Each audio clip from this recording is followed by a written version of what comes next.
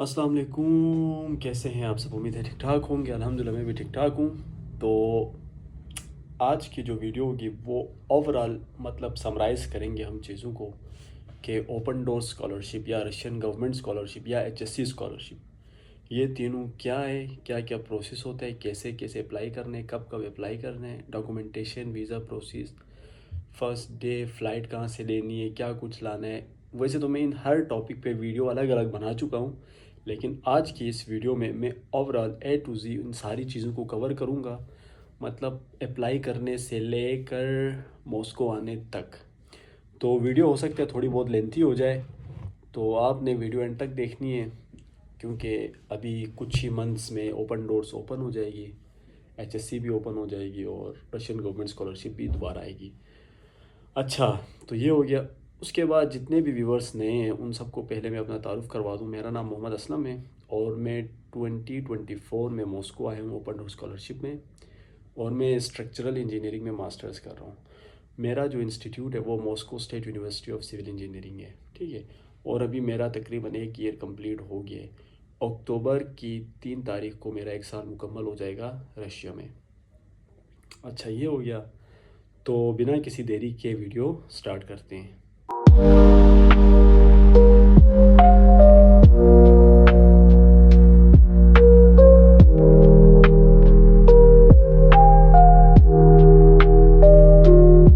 अच्छा, तो सबसे पहले आप रशिया में अप्लाई क्यों करें? रशिया में इसलिए लोगों को फोकस करने को कहता हूँ क्योंकि रशिया में देखें ज़्यादा प्रोसेस नहीं है।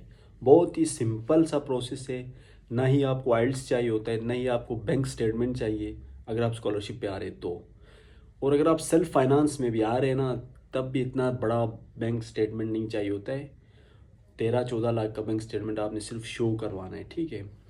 उसके बाद इसमें आइल्स नहीं है और डॉक्यूमेंटेशन सबसे बहुत ही सिंपल है।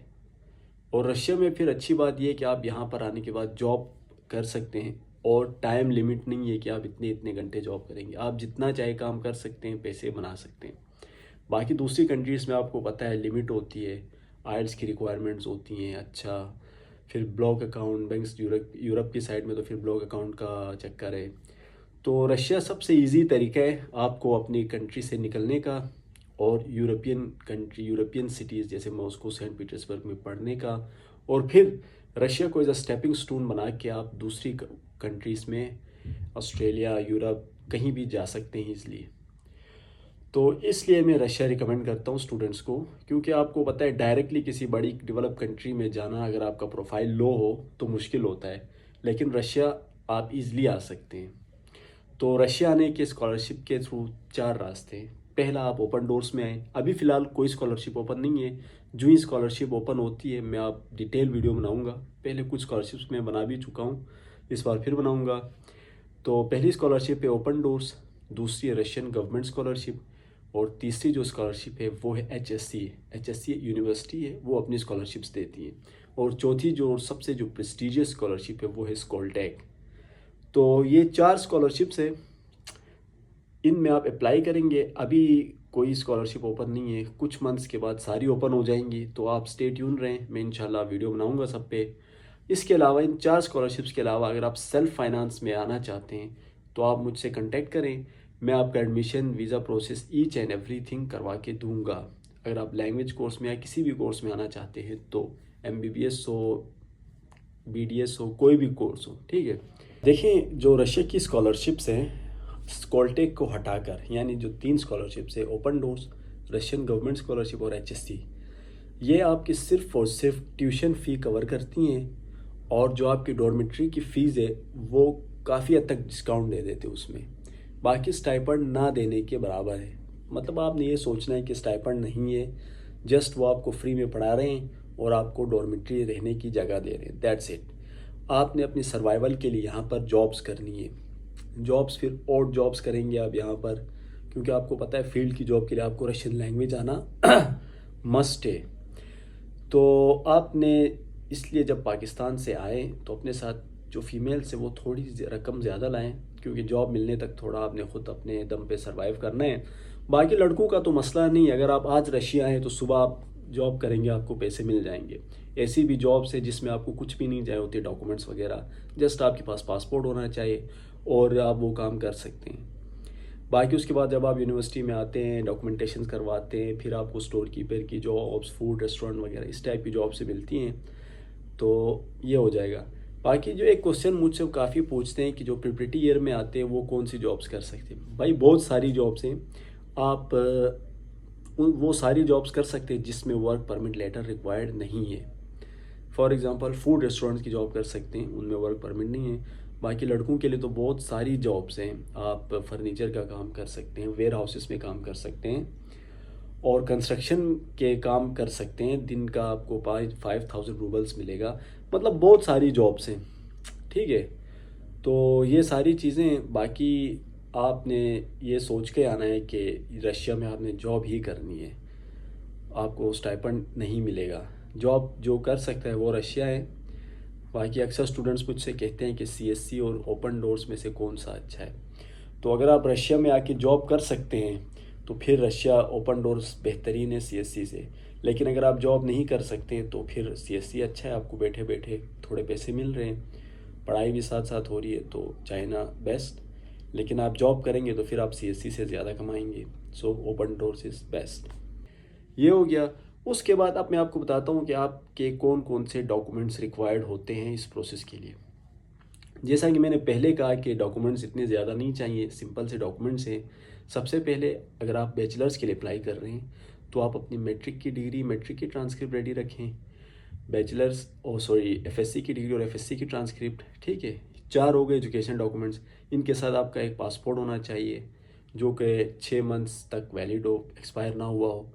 और फिर आपने वीज़े के टाइम एक पुलिस क्लियरेंस सर्टिफिकेट बनवाना होता है, फिर एक मेडिकल करवाना होता है, सिंपल सा मेडिकल है।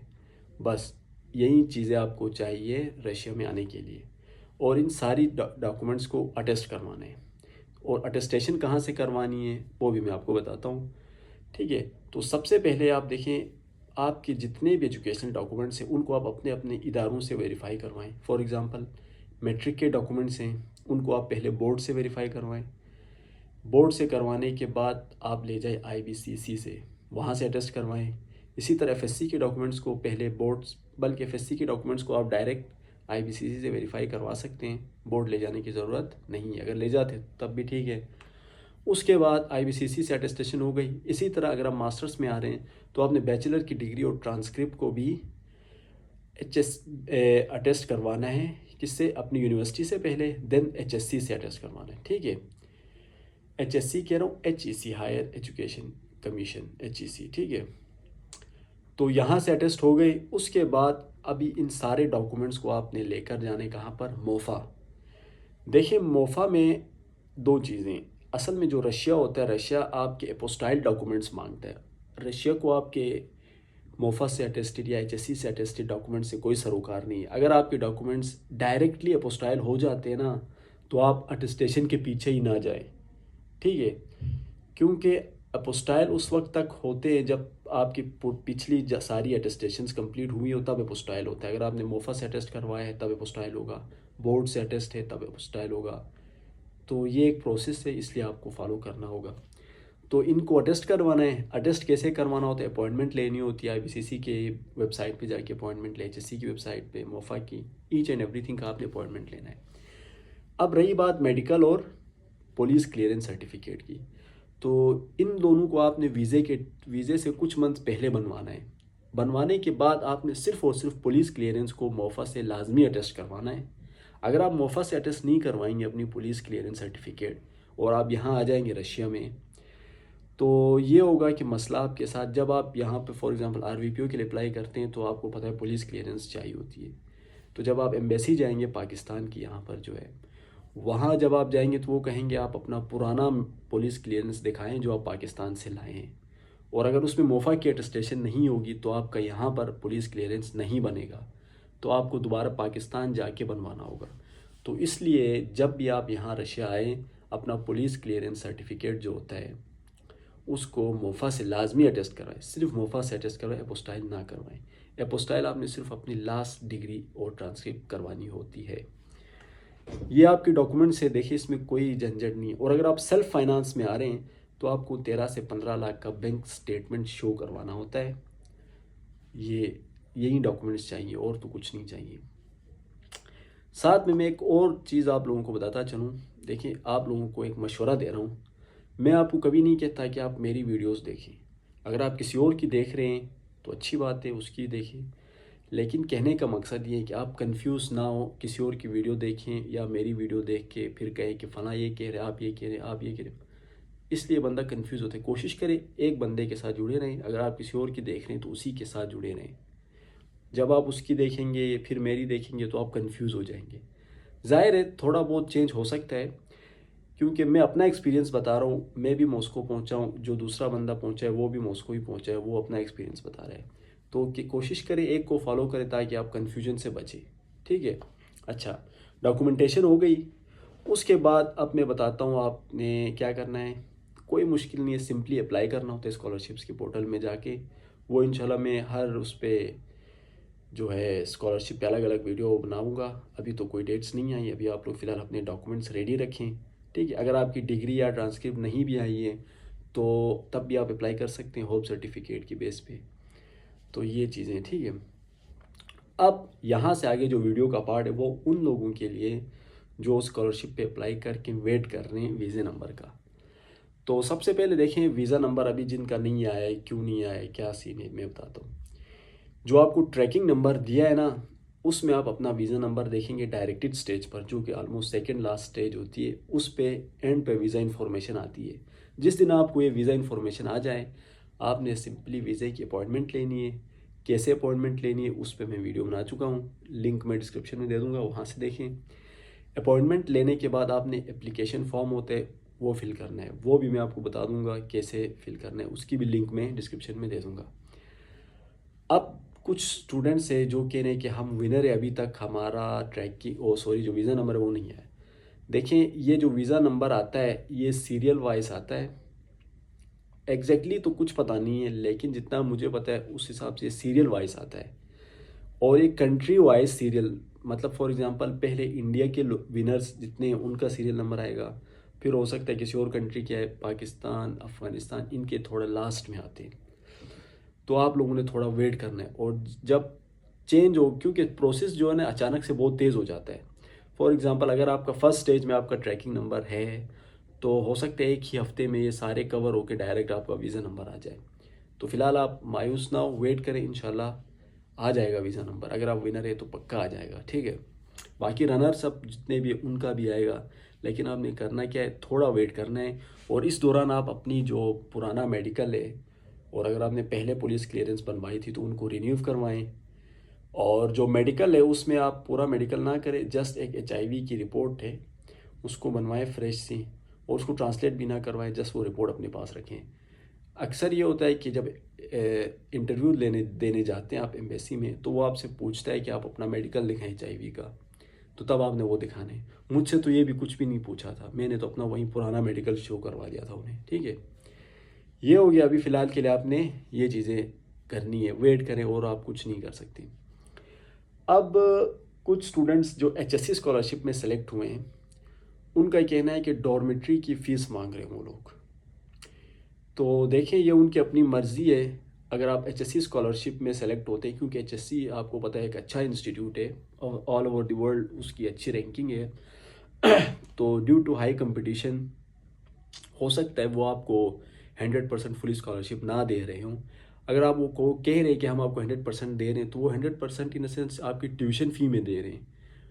डॉर्मेट्री क्या पता उसकी आपसे वो फ़ी चार्ज करें या कुछ भी हो सकता है। इसलिए आपने पहले ये वेरीफाई करना है। आप उनको ईमेल करें कि मेरी जो 100% स्कॉलरशिप है वो ट्यूशन फ़ीस की है या डॉर्मेट्री की है, मुझे काइंडली इन्फॉर्म कर दें।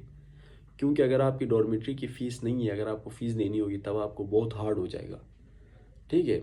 क्योंकि आप जितनी अर्निंग करेंगे उसे आपकी डॉर्मेट्री की फ़ीस देते चले जाएंगे, क्योंकि डॉर्मेट्री की फ़ीस 20,000 रूबल से लेके 50,000 रूबल्स तक हो सकती है। तो कोशिश करें स्कॉलरशिप में आए। ठीक है। ये हो गया। उसके बाद अब मैं आपको बताता हूँ आपने, बाकी मैं इस पे वीडियो बना चुका हूँ कि जो पाकिस्तान की एम्बेसी होती है, दो है पाकिस्तान में, एक इस्लामाबाद में एम्बेसी है और एक कराची में कौंसलेट है। तो जिनको जौन सा नज़दीक पड़ता है आपने वहाँ की अपॉइंटमेंट लेनी है। बाकी वहाँ पे कोई ऐसा मुश्किल इंटरव्यू नहीं होता कि आप वहाँ से रिजेक्ट हो जाएं। सिंपल सा इंटरव्यू होता है, वो जस्ट आपसे ये कहेगा कि आप क्यों जा रहे हैं, आपने बताना है मैं पढ़ने जा रहा हूँ, स्टडी करने। फिर कहेगा आपका इंस्टीट्यूट कौन सा है, तो आपने अपना इंस्टीट्यूट बताना है। उसके बाद आपसे कोर्स पूछेगा, आप बता दें जिस कोर्स में आप आ रहे हैं। तो इतना मुश्किल नहीं है। इस्लामाबाद में उसकी थोड़ी वॉइस जो है वो थोड़ी इंटरप्ट करती है, क्योंकि वो हमें दिख नहीं रहा होता वो बंदा जो अंदर से पूछ रहा है, शायद सिक्योरिटी रीजंस की वजह से, पता नहीं। तो अगर आपको कोई चीज़ उसकी समझ में नहीं आती ना, तो आप कॉन्फिडेंटली कहें can you please repeat your question. तो ये, लेकिन अगर आप वहाँ घबराएंगे या कुछ करेंगे तो जाहिर है वो आपका अपॉइंटमेंट कैंसिल कर देगा। फिर आपको नया अपॉइंटमेंट लेके मतलब प्रोसेस लंबा हो जाएगा, यू नो। और उसमें इतना मुश्किल कोई वो आपसे क्वेश्चंस नहीं पूछेगा कि आप वीज़ा रिजेक्ट हो जाए। रशिया का वीज़ा रिजेक्ट नहीं होता, ठीक है। अच्छा, ये हो गया। उसके बाद वीज़ा लग गया आपका, अपॉइंटमेंट ओ सॉरी वीज़ा लग गया ना, तो आपने जल्द अज जल्द निकलना है पाकिस्तान से। क्योंकि यहाँ ये होता है क्लासेस जो होती है वो सितंबर में स्टार्ट हो जाती हैं। अगर आपका वीज़ा नंबर लेट आया है तो इनको पता है कि हमने वीज़ा नंबर लेट भेजा है, तो ये लोग इतनी रियायत कर देंगे। लेकिन अगर वीज़ा नंबर भेज दिया और आप अपॉइंटमेंट लेने में या वहाँ से रशिया आने में ज़्यादा टाइम लगाते हैं, तो ये आपके लिए रिस्की हो सकता है, आपकी स्कॉलरशिप कैंसिल हो सकती है। तो जितना जल्दी हो सके आप प्रोसेस करें। और अगर प्रोसेस में कोई कोताही आ रही है या डिले हो रहा है, तो आप अपनी जो यूनिवर्सिटी में रिप्रेजेंटेटिव है उसको ईमेल करें और उसको कहें कि ये इशू आ रहा है, मतलब उसके साथ राब्ते में रहे आप, ठीक है। लेकिन कोशिश ये करनी है आपने जल्द अज जल्द वहाँ से निकलना है। अच्छा, ये हो गया। अब वहाँ से फ़्लाइट कौन सी लेनी है मैं आपको बताता हूँ। देखें, फिर वही बात, बहुत सारे स्टूडेंट्स यहाँ आते हैं, कोई किसी फ़्लाइट से आता है, कोई किसी फ़्लाइट से आता है, कोई किसी एयरपोर्ट पे आता है, कोई किसी एयरपोर्ट पे आता है। तो जितना मेरे इल्म में फ़्लाई एमिरेट्स जो है उनकी फ़्लाइट होती है कनेक्टिंग है, डायरेक्ट कोई फ़्लाइट नहीं है पाकिस्तान से। पहले सारी फ़्लाइट्स दुबई आएंगी, दुबई से फिर यहाँ आएंगी। दूसरी फ़्लाई दुबई है। दो एयरलाइन से जो ट्रैवल करती है पाकिस्तान से रशिया। तो जो सस्ता पड़ता है वो फ़्लाई दुबई है। बाकी आप एमिरेट से भी आ सकते हैं, लेकिन फ़्लाई दुबई सस्ता पड़ेगा आपको, ठीक है। टाइमिंग दोनों की सेम है, सेम वक्त पे पहुंचाती है। दुबई में 5-6 घंटे का स्टे होता है। वहाँ पर आप एयरपोर्ट में घूम फिर सकते हैं, बाहर तो जा नहीं सकते। फिर उसके बाद आपने वहाँ ज़्यादा घूमने फिरने के चक्कर में अपनी फ़्लाइट मिस नहीं करनी है, ठीक है। और अब कौन से एयरपोर्ट पर आना है इस पे भी देखिए, कुछ एयरपोर्ट्स में थोड़ी बहुत सख्ती होती है। लेकिन मैंने कहा था रशिया में जब आप आएंगे, जो रशिया की इमिग्रेशन पुलिस होती है वो एक टाइप का कुछ स्टूडेंट्स को जो लैंग्वेज में आते हैं उनको थोड़ा तंग करती है। बाकी जो डायरेक्ट इंग्लिश टॉट प्रोग्राम्स में आते हैं उनको ईज़िली छोड़ लेती है। जैसे मुझसे उन्होंने कुछ भी नहीं पूछा, जस्ट मुझसे ये पूछा कि कौन सी स्कॉलरशिप है और कौन सा इंस्टीट्यूट है, बस 5 मिनट भी नहीं लगे मेरे और उन्होंने मुझे पास कर दिया। मेरा एक दोस्त था, वो लैंग्वेज में आया था, 1 ईयर प्रिपरेटरी लिया था, उसको आधा घंटा उधर रखा, पूछताछ की, उसका फ़ोन भी चेक करते हैं। फ़ोन चेक करना कॉमन चीज़ है, ये बात याद रखें। यहाँ पर पिछले हफ्ते की बात है, एक इंडिया के कुछ स्टूडेंट्स थे, वो आए थे। हालांकि इंडिया के साथ रशिया के बहुत अच्छे रिलेशंस हैं, लेकिन उस लड़के ने अपनी बड़ी पोस्ट बना के डाली थी, उसको वहाँ पुलिस ने अरेस्ट कर लिया था, एयरपोर्ट की जो पुलिस होती है, क्योंकि वो उनका मोबाइल चेक कर रहे थे, ईच एंड एवरीथिंग, बस तंग कर रहे थे ऐसे ही। तो अगर आपके साथ वैसा कुछ हो तो आपने फुल कॉन्फिडेंट रहना है, आपके बेशक चेक कर ले, मसला नहीं है, तो वो आपको छोड़ देंगे, ठीक है। क्योंकि असल में ये इसलिए करते हैं ना, क्योंकि काफ़ी स्टूडेंट्स डंकी लगाने के लिए रशिया आते हैं, यहाँ से ईजी पड़ता है। गर्मियों में आप यहाँ से बेलारूस जाते हैं, बेलारूस से पोलैंड, फिर आप यूरोप में इंटर हो जाते हैं। तो काफ़ी स्टूडेंट्स लैंग्वेज का कोर्स लेते हैं क्योंकि सस्ता पड़ता है, तो यहाँ आने के बाद ये हरकतें करते हैं। इसलिए रशिया नहीं चाहता कि कोई इस सोच के साथ रशिया पढ़ने आए। और अगर उनको इस टाइप का कोई बंदा मिल जाए तो वो वहीं से वापस डिपोर्ट करते हैं, ठीक है। फिर काफ़ी स्टूडेंट्स कहते हैं कि रशिया में जब आप आओ तो रिटर्न टिकट भी करवा के आना है, वरना आपको डिपोर्ट कर देंगे। तो ऐसा कुछ नहीं है, 1 वे टिकट ही करवा के आना है। हम सब ने वहीं किया था। और कॉन्फिडेंट के साथ आएँ, डॉक्यूमेंट्स की कोशिश करें, एक सेट फ़ोटोकॉपीज़ की बनवाएं।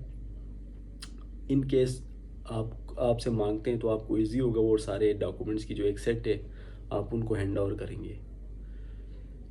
और बस बाकी हाँ, करेंसी के बारे में बता चुका हूँ। जब आप आते हैं तो डॉलर लाएं या यूरोस लाते हैं तो भी लाएं, लेकिन एयरपोर्ट पर आपने कन्वर्ट नहीं करवाने, क्योंकि वहाँ पर आपको सस्ते रेट में कन्वर्ट करेंगे। अगर करवाते हैं तो भी इतनी अमाउंट करवाएं कि जिससे आप अपनी डॉर्मेट्री या हॉस्टल जहाँ भी आपने जाने वहाँ पहुँच सके।